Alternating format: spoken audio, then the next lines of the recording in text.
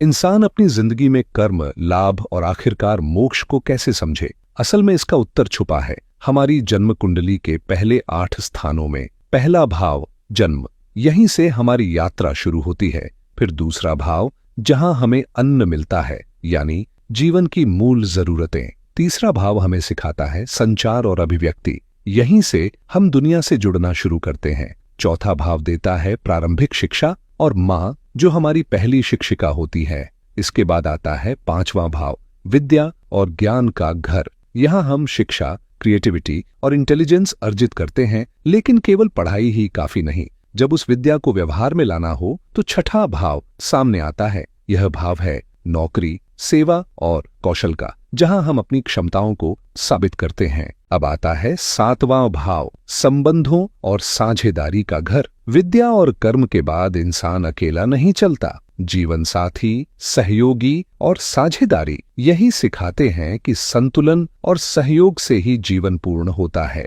7वां भाव हमें रिश्तों की जिम्मेदारी समझाता है। इसके बाद आता है 8वां भाव सबसे रहस्यमय और गहरा। यह भाव है परिवर्तन का, ट्रांसफॉर्मेशन का, क्योंकि जब तक इंसान अंदर से बदलना नहीं सीखता, वो अपने असली भाग्य और धर्म को पहचान नहीं पाता। यहीं से शुरू होती है जिंदगी की असली समझ।